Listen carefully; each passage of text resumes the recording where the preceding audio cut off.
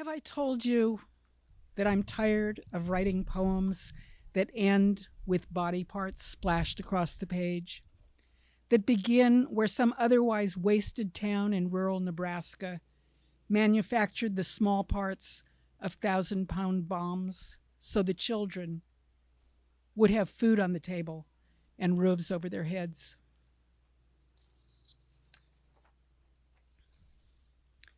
China Camp Elegy.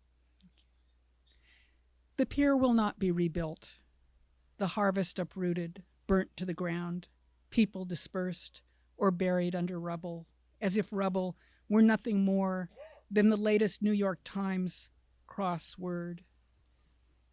Shrimp dried 140 years ago survive in their original containers in Chinatowns across the land. Can you believe that? If you believe these headlines, much less the body of the text, you are a fool.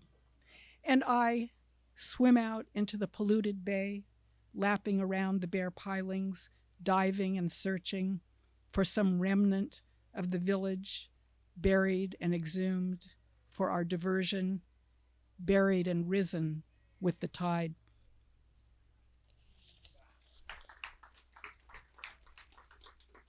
Promise.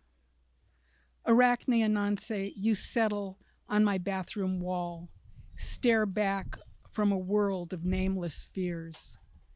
I hold my breath, promise myself I will not threaten you. Flamethrower, white phosphorus, 1,000-pound bomb. Every moment I wait for you to make a move. I search for signs of an hourglass. You change position, rest this time on the mirror. I hold back, you in the corner of my eye, spin a silken vow I hope I can keep.